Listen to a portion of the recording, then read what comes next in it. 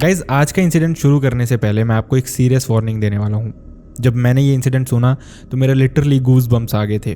मैंने कभी एक्सपेक्ट भी नहीं किया था कि कोई इंसान इस तरह से भी पोजेस्ड हो सकता है या फिर किसी इंसान के साथ इतनी भयानक चीज़ भी हो सकती है। असल में इस इंसिडेंट में जो आखिर में हुआ वो पढ़ना मेरे लिए सच में बहुत ही ज़्यादा भयानक था। तो अगर आप कमज़ोर दिल वाले हैं तो इस वीडियो को सीरियस वे में इससे आगे मत देखना, क्योंकि संदीप ने जब ये इंसिडेंट मुझे भेजा तो मैं इस इंसिडेंट को पढ़ के सच में बहुत ही ज़्यादा शॉक्ड था और मैं नहीं चाहता कि अगर आप ये सारी चीज़ें बेयर ना कर सको तो इस इंसिडेंट को देखो। So watch at your own risk. चलिए शुरू करते हैं।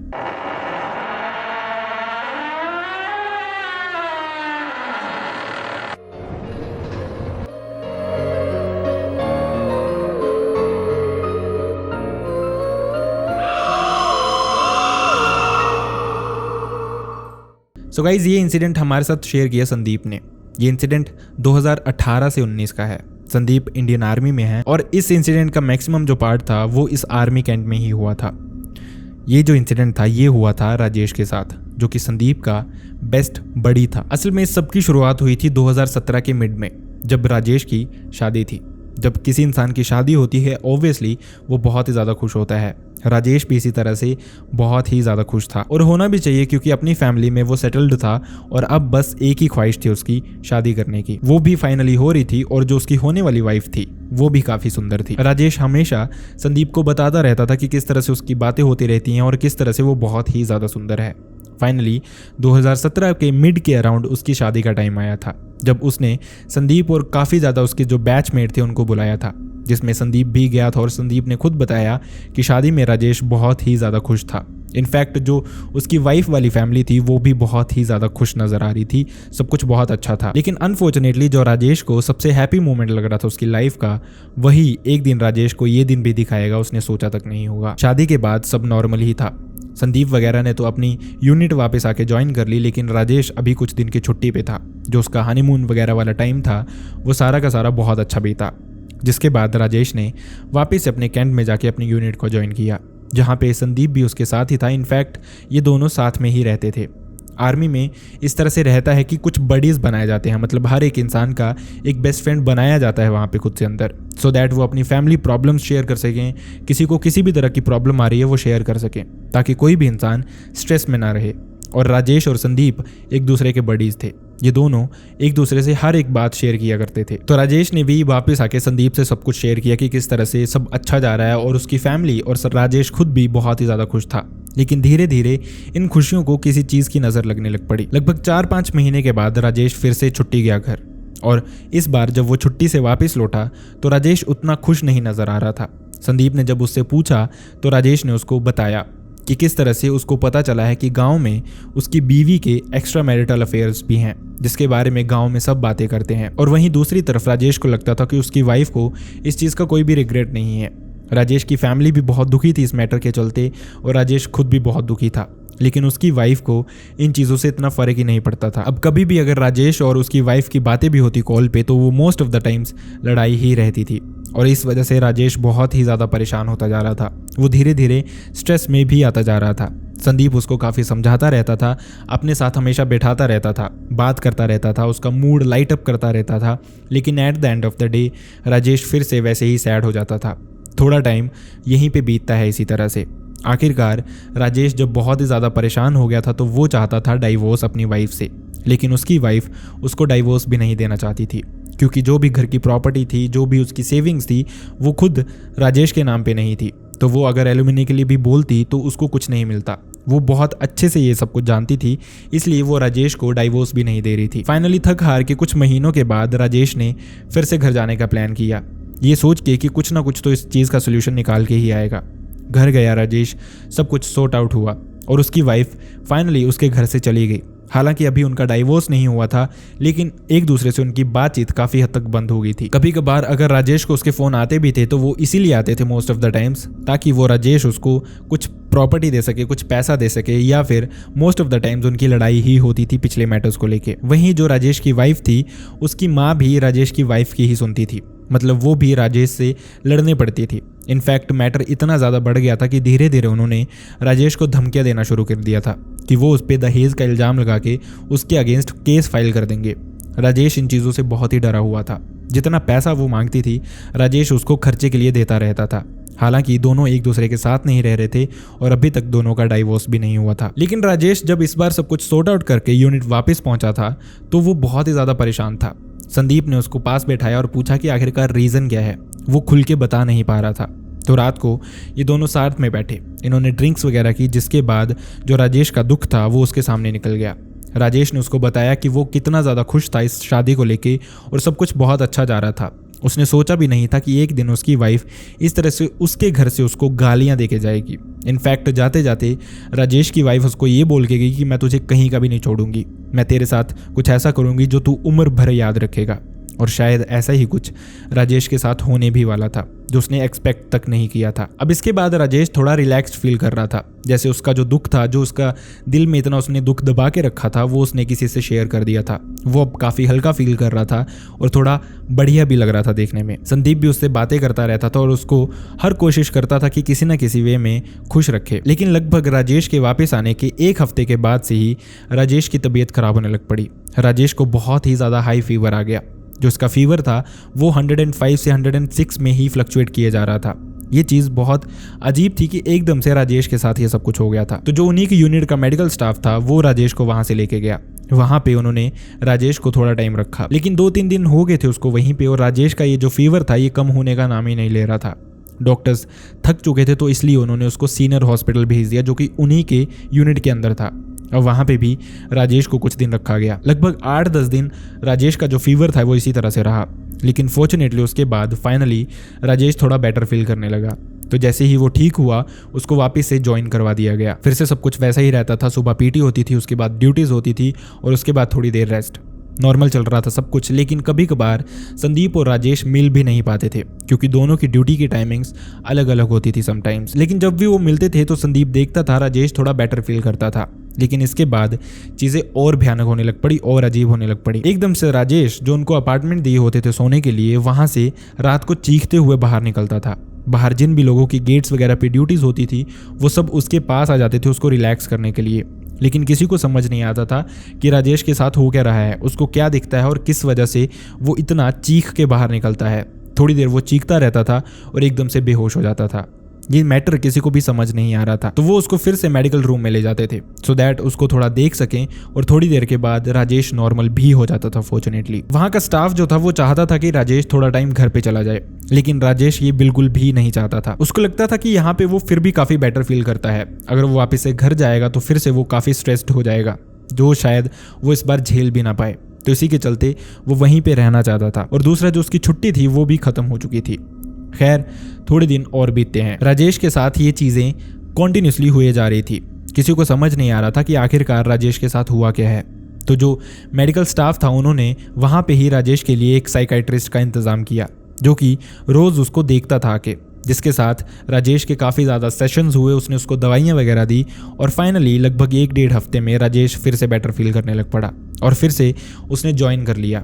अब फिर से थोड़े दिन राजेश नॉर्मल रहा, सब ठीक लग रहा था। संदीप को भी देखने में सब अच्छा लग रहा था, लेकिन शायद अभी भी कुछ अच्छा था नहीं। ये सब कुछ होने के बाद जो वहाँ के सीईओ थे उन्होंने संदीप को राजेश का अटेंडेंट बना दिया कि वो हमेशा राजेश के साथ ही रहेगा, चाहे उनकी ड्यूटी भी होगी तो भी साथ में होगी, चाहे वो सोएंगे तो भी साथ में सोएंगे, सो दैट वो देख सके। वैसे भी वो उसका बड़ी था, वो उसको काफ़ी अच्छे से जानता था और काफ़ी अच्छे से वो एक दूसरे से बात भी करते थे। सो अब इसके बाद संदीप और राजेश दोनों साथ में ही रह रहे थे। चीज़ें थोड़ी नॉर्मल दिखती थी लेकिन एक्चुअल में नॉर्मल थी नहीं। संदीप की रात को जब भी आंख खुलती थी वो हमेशा देखता था कि राजेश जगा हुआ है। वो हमेशा अपने बिस्तर पे बैठा होता था, ना वो फ़ोन यूज़ कर रहा होता था, बस नॉर्मली अपनी जगह पे बैठा होता था। संदीप को ये चीज़ें समझ नहीं आ रही थी, तो उसने 2-3 दिन देखने के बाद आखिरकार राजेश को पूछा कि आखिरकार मैटर क्या है, तो सारी रात जागता क्यों रहता है और किस तरह से तू ड्यूटी कर रहा है पूरी रात जागने के बाद भी। ये सच में बहुत अजीब था कि कोई इंसान बिना रेस्ट लिए कैसे काम कर सकता है। हालांकि ये जो थकावट थी ये राजेश के फेस पे क्लियरली दिखती थी, लेकिन अभी भी मैटर समझ नहीं आया था। तो संदीप ने जब पूछा तो राजेश ने उसको बताया और ये एक ऐसी चीज़ थी जो कि बहुत भयानक थी। राजेश ने संदीप को बताया कि वो जब भी सोने की कोशिश करता है, आंखें बंद करते ही उसको उसकी बीवी दिखाई देती है बहुत ही ज़्यादा भयानक रूप में, जैसे एक चुड़ैल होती है उस तरह से।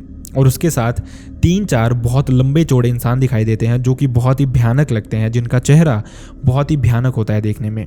और ये चीज़ उसको हमेशा डरा देती है, उसको हमेशा उठा देती है। तो उसको हमेशा ये लगता है कि सोने से बेटर जागना है, और इसीलिए वो रात रात भर जागता रहता था, गलती से भी आंख नहीं लगने देता था, और ये उसका डेली का रूटीन बन गया था। इसी के चलते धीरे धीरे उसकी हेल्थ भी डाउन होती जा रही थी। सीईओ ने उसको फिर से पूछा कि अगर तुम जाना चाहते हो तुम घर जा सकते हो, थोड़ा रेस्ट लेके आ सकते हो, लेकिन वो जाना ही नहीं चाहता था घर किसी भी कीमत पे, ऑब्वियसली, और उसको फोर्सफुली घर भेज भी नहीं सकते थे। अब इसके बाद भी संदीप और राजेश वहीं पे रह रहे थे। चीजें नॉर्मल तो नहीं थी, लेकिन अभी भी अंडर कंट्रोल थी। लेकिन एक रात कुछ बहुत अजीब हुआ। जब संदीप और राजेश साथ में बैठे हुए थे, सोने से थोड़ी ही देर पहले अभी संदीप सोने लगा था, और ऑब्वियसली राजेश जैसे रात भर बैठा रहता था, तो राजेश ने संदीप को बोला कि वो थोड़ी देर बाहर जाके टहलना चाहता है। और दूसरी तरफ संदीप को राजेश काफ़ी बेटर लग रहा था, तो उसने भी उसको अलो कर दिया, क्योंकि जो राजेश था वो अकेला बाहर जाना चाहता था। तो उसने उसको भेज दिया ये सोच के कि बाहर कुछ लोगों की ड्यूटीज़ हैं, बाहर कोई ना कोई हमेशा रहेगा ही, अगर ये कुछ उल्टा सीधा करता भी है तो इंसान इसको देखते रहेंगे। ये सोच के उसने राजेश को बाहर भेज दिया। हालांकि वो खिड़की से उसको कॉन्टिन्यूसली देखे जा रहा था, तो उसने जब देखा तो जो राजेश था वो बाहर ही टहल रहा था नॉर्मली। संदीप को लगा सब नॉर्मल है और वो सोने की कोशिश करने लगा, लेकिन थोड़ी ही देर में अभी संदीप को नींद आने ही लगी थी कि बाहर बहुत हल्ला मच जाता है। संदीप जब भाग के जाता है तो जो वो देखता है वो मंजर सच में बहुत भयानक था। जो राजेश था वो दीवार से अपना सर मारे जा रहा था कॉन्टिन्यूसली, और वो भी बहुत ही ज्यादा जोर जोर से। मतलब हालत इतनी खराब हो गई थी कि उसके सर पे एक बहुत ही बड़ी इंजरी हो गई थी, जिसकी वजह से उसके सर पे लगभग 9 से 10 स्टिचेस लगे थे। ये चीज़ बहुत अजीब थी। जब संदीप ने राजेश से इसके बाद पूछा कि आखिरकार हुआ क्या था, तो उसने बोला कि उसको समझ ही नहीं आया। उसको यही लग रहा था कि उसकी वाइफ उसको मारने आ रही है और चीज़ें उसके कंट्रोल से बाहर जा रही हैं। वो चाह के भी खुद को कंट्रोल नहीं कर पा रहा था, और उसको ऐसे लगा जैसे फोर्सफुली किसी चीज़ ने उससे ये सब कुछ कराया है। लेकिन किसने, ये अभी भी किसी को समझ नहीं आ रहा था। वहीं दूसरी तरफ सबको लग रहा था कि जिस तरह से उसके फैमिली मैटर्स चल रहे हैं, शायद वो स्ट्रेस्ड है, और इसीलिए जो साइकाइट्रिस्ट था वो बीच बीच में उसके सेशंस लेता रहता था। जब भी उसको दवाइयों की ज़रूरत होती थी तो वो उसको दवाइयाँ भी देता रहता था। लेकिन चीज़ें कभी कभी लगता था अंडर कंट्रोल हो रही हैं, लेकिन कभी कभी इससे भी ज़्यादा भयानक हो जाती थी। अब इसके बाद उसको स्टिचेस वगैरह लगे और फिर से वो हॉस्पिटल में ही था कुछ दिन। लेकिन जब वो हॉस्पिटल में था तब भी उसके साथ चीज़ें कुछ अजीब हो रही थी। उसको ड्रिप भी लगा हुआ था, लेकिन कभी कभार वो हॉस्पिटल में भी चीखना शुरू कर देता था और ये ड्रिप वगैरह खुद से ही उखाड़ देता था। सेल्फ हार्म करना उसने बहुत बुरे तरीके से शुरू कर दिया था। ऐसा लगता था कि शायद जो जीने की विल होती है एक इंसान में, वो एक तरह से राजेश में ख़त्म ही हो चुकी है, और वो किसी भी हालत में जीना नहीं चाहता था। बस जो उसकी यूनिट थी वो किसी ना किसी तरह से उसको जिंदा रखे हुए थी। खैर थोड़े दिन बीतते हैं और उसके स्टिचेस वगैरह खुल जाते हैं, वो थोड़ा बेटर फील करने लगता है। उसके बाद फिर से उसकी ज्वाइनिंग हो जाती है एज इट इज़। लेकिन अभी भी जो संदीप था वो उसका अटेंडेंट ही रखा हुआ था, वो उसके साथ ही रहता था, उसकी देख रेख करता रहता था। खैर थोड़े दिन चीज़ें फिर से ठीक रहती हैं। उसके साइकाइट्रिस्ट के साथ, जैसे मैंने आपको बताया, कुछ सेशंस और लगवाए जाते हैं, जिसके बाद राजेश थोड़ा फिर से बेटर फील करने लग पड़ता है। लेकिन अभी भी चीज़ें बहुत अजीब थी राजेश के साथ। एक जो सबसे भयानक इंसिडेंट हुआ वो मैं अब आपके साथ शेयर करने वाला हूँ, जो कि शायद कोई भी इंसान खुद के साथ कभी भी नहीं कर सकता। एक रात थी इसी तरह की जब संदीप और राजेश अपने कमरे में बैठे हुए थे और उनकी जो लाइट्स वगैरह थी वो ऑफ थी। दोनों अपना अपना फ़ोन यूज़ कर रहे थे और अचानक से जो राजेश है वो बोलता है कि उसको प्यास लगी है और वो पानी लेके आएगा पास में ही कैंटीन से। ये बोल के वो पानी लेने चला जाता है।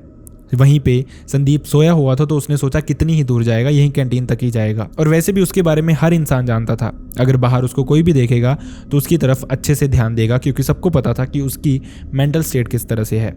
खैर संदीप फ़ोन में ही था और उसको लगा कि बस बाहर जाके 1 मिनट में आ ही जाएगा। तो अपना फ़ोन यूज़ करते करते उसने देखा कि काफ़ी देर हो गई थी, लेकिन जो राजेश था वो वापस नहीं आया था। ये दिमाग में आते ही संदीप को थोड़ी सी बेचैनी होने लग पड़ी कि एकदम से वो कहाँ पे चला गया और वो मेरी लाइबिलिटी है। और अभी ये सब कुछ उसके दिमाग में चल ही रहा था कि उसको ऐसे लगा कि उसके पास बैठ के कोई पानी पी रहा है, तो वो समझ गया कि ये कोई और नहीं बल्कि राजेश ही होगा। तो वो थोड़ा सा फिर से रिलैक्स्ड हो गया। लेकिन ये पानी पीते पीते काफ़ी देर हो गई और ये पानी वो कॉन्टिन्यूसली पिए जा रहा था। लेकिन साथ ही संदीप को ऐसा भी लग रहा था जैसे पानी गिरने की आवाज़ आती है, उस तरह की आवाज़ उसको उसके पास से आ रही है। तो संदीप ने अंधेरे में ही फ़ोन की फ्लैशलाइट ऑन की और जो मंजर उसने देखा वो शायद ज़िंदगी में किसी भी इंसान ने नहीं देखा होगा। उसने देखा कि जो राजेश था उसकी जो अंडर शर्ट थी वो पूरी तरह से लाल थी, मतलब उस पे बिल्कुल ब्लड ही लगा हुआ था हर तरफ। तो संदीप ने राजेश से पूछना चाहा कि आखिरकार ये क्या हुआ है और तूने अपनी टी शर्ट पे क्या लगाया है। लेकिन जैसे ही उसकी नज़र थोड़ी सी ऊपर गई तो उसने देखा कि राजेश एक्चुअल में कैंटीन नहीं गया था, वो मेडिकल रूम गया था। वहाँ पे जो सीजर्स होती हैं वो उसने उठाई थी और वो उसने अपने ही गले में मारनी शुरू कर दी थी ज़ोर ज़ोर से, जिसकी वजह से यहाँ पे उसको बहुत ही ज़्यादा कट्स लग गए थे और यहाँ से जो ब्लड था वो कॉन्टिन्यूसली निकले जा रहा था। ये जो मंजर था ये बहुत ही ज़्यादा भयानक था। लेकिन इससे भी भयानक मंजर संदीप के ये सब कुछ उसको पूछने के बाद हुआ। जैसे ही संदीप ने उससे ये सब कुछ पूछा तो संदीप के सामने ही उसके दूसरे हाथ में सीजर था और एक हाथ में पानी की बोतल थी। वो पानी पीते पीते एकदम से जैसे संदीप ने उससे ये सब कुछ पूछा, उसने सीजर अपनी दूसरी तरफ गर्दन के मारना शुरू कर दिया कॉन्टिन्यूसली, और ये उसने 2 से 3 बार मार दिया था। वहीं दूसरी तरफ संदीप को कुछ भी समझ नहीं आया कि वो करे तो क्या करे, और इस सिचुएशन में वो इतना ज्यादा डर गया था कि वो सिचुएशन को कंट्रोल करने के बजाय वहां से एकदम से भाग गया चीखते हुए। और ये चीखे सुनते ही सब लोग आसपास वाले उनके अपार्टमेंट में पहुंचे। जैसे ही अपार्टमेंट में पहुंचे तो उन्होंने देखा हर तरफ खून ही खून था और वहां पे राजेश बैठा हुआ था सीजर अपने हाथ में लेके। वो अभी भी होश में था। उसको तभी के तभी वहां से उठाया गया और शहर का जो सबसे बड़ा हॉस्पिटल था वहां पे लेके जाया गया। जैसे ही वहां पे पहुंचे तो उसको स्टिचेस वगैरह लगी। जो उस समय राजेश की सिचुएशन थी देख के क्लियरली लग रहा था कि राजेश की जान अब बचना लगभग नामुमकिन है। लेकिन ये स्टिचेस वगैरह लगाने के बाद राजेश बेटर हो गया था। उसने लगभग 3-4 दिनों के बाद से ही रिकवर करना शुरू कर दिया था। देखने में वो काफ़ी बेटर लग रहा था और लग रहा था कि वो धीरे धीरे हील भी कर जाएगा। इसी के चलते जो सीईओ वगैरह थे, जो संदीप था, वो भी उसको देखने जाते रहते थे। लेकिन अभी वो कम्प्लीटली बेड रेस्ट पे था। उसको फिर से ड्रिप्स वगैरह लगाई गई थी। लेकिन दूसरी तरफ मैंने आपको एक और चीज़ बताई थी कि ऐसा लगता था कि शायद उसमें जो जीने की विल होती है वो ख़त्म हो गई है और वो कोई ना कोई चीज़ उससे करवा रही थी। शायद कोई चीज़ जो उसकी पत्नी की वजह से उसमें आई थी, शायद कोई चीज़ जो उसकी पत्नी की माँ की वजह से उसमें आई थी, लेकिन कुछ तो ऐसा था जो कि संदीप को मरने पे मजबूर कर रहा था बार बार। जैसे ही वो हील होना शुरू हुआ था, लगभग 1-1.5 हफ्ते के बाद हॉस्पिटल में ही उसने उसके जो यहाँ पे घाव थे, जो उसके स्टिचेस लगे हुए थे यहाँ पे, उसमें उसने अपनी उंगलियां घुसाना शुरू कर दिया और वो उंगलियां घुसा के उसको फाड़ने की कोशिश करता था। लिटरली इमेजिन कीजिए कि किसी को यहाँ पे स्टिचेस लगे हुए हैं और वो इंसान इन घाव को, इन स्टिचेस से हील होने के बजाय उनको और ख़राब कर रहे हैं उसमें उंगलियाँ घुसा के। इतनी ख़राब उसकी मेंटल स्टेट हो चुकी थी, या फिर ये कहें कि इतने भयंकर वे में उस पर कुछ कर दिया हुआ था। शायद ब्लैक मैजिक, शायद यही सब कुछ था जो राजेश के साथ हुआ था और जो उसको जीने नहीं दे रहा था। ये सब कुछ देखते ही डॉक्टर्स फिर से वहाँ पे पहुँचे। उन्होंने बहुत कोशिश की उसको कंट्रोल करने की और फिर से उसके स्टिचेस वगैरह दोबारा से उन्होंने ढंग से लगाए। लेकिन ये जो चीज़ें थी ये बहुत ही हद से ज़्यादा बिगड़ गई थी और अगले ही दिन खबर आई कि जो राजेश था उसकी जान जा चुकी थी। उसकी सारी की सारी यूनिट में जो माहौल था वो बहुत ही ज़्यादा सैड था। जब ये खबर आई राजेश की इस दुनिया से जाने की तो सबको पता चला कि राजेश ने उसी दिन की छुट्टी भी डिमांड की थी। इनफैक्ट उसकी उसी दिन की टिकट भी थी। वो घर जाना चाहता था क्योंकि उसके भाई की शादी थी लगभग 1-1.5 हफ्ते में। लेकिन पीछे से इतने बुरे हाल से पोजेस्ड हो चुका था कि वो चाह के भी नहीं जी पा रहा था, या फिर ये कहें कि कोई चीज़ उसको जीने ही नहीं दे रही थी। और इस तरह से राजेश की जान चली गई। इसके बाद संदीप और कुछ और भी जो यूनिट के लोग थे वो उसकी बॉडी को वहां से लेके गए। जिस तरह से एक आर्मी मैन की बॉडी को लेके जाया जाता है, उसी तरह से राजेश की बॉडी को भी वहां पे लेके गए और घर पे जाके रखा। लेकिन घर का एटमॉस्फेयर संदीप ने हमें बताया कि बहुत ही ज्यादा नेगेटिव था। जो उसकी वाइफ थी वो तक वहां पे नहीं पहुंची थी। अब यहाँ पे जो राजेश की माँ है वो जानते थे कि संदीप उसके सबसे ज्यादा क्लोज था। ये दुख में भी उन्होंने संदीप को बुलाया अपने पास। वो उसको अलग से कमरे में लेके गए। वहां पे उन्होंने संदीप को बताया कि इस तरह से जो राजेश की डेथ थी वो तो ऑब्वियसली 1-2 दिन पहले हो गई थी, जिसके बाद पोस्टमार्टम वगैरह हुआ और बॉडी घर पहुंचते पहुंचते 1 से 2 दिन का टाइम लग गया। लेकिन इसी ड्यूरिंग जब उनको खबर दी गई थी कि उनके बेटे की जान जा चुकी है, उसी रात वो अपने माँ के सपने में आया था। वो बहुत दुखी लग रहा था, बहुत जकड़ा हुआ लग रहा था उनको, और कॉन्टिन्यूसली यही बोले जा रहा था कि उस पर बहुत ही हावी थी कोई बहुत ही ज्यादा भयानक चीज। और ये जो भयानक चीज थी ये किसी ब्लैक मैजिक या फिर किसी क्रिया के थ्रू उस पर छोड़ी गई थी, और ये किसी और ने नहीं बल्कि उसकी वाइफ और उसकी माँ ने ही की थी। ये सब कुछ राजेश की माँ के सपने में आके राजेश ने बताया था और ये संदीप ने भी हमसे एज इट इज शेयर किया। संदीप खुद भी ये सब कुछ सुनने के बाद बहुत ही ज्यादा दुखी था, लेकिन वो जानता था कि जो कुछ भी राजेश के साथ हुआ उसमें उसका कोई भी कंट्रोल नहीं था। वो चाह के भी राजेश को शायद किसी भी तरह से बचा ही नहीं सकता था। खैर, इसके बाद संदीप ने वापस अपनी यूनिट ज्वाइन की। अब यूनिट ज्वाइन करने के बाद ऑब्वियसली संदीप अकेला ही अपने अपार्टमेंट में था।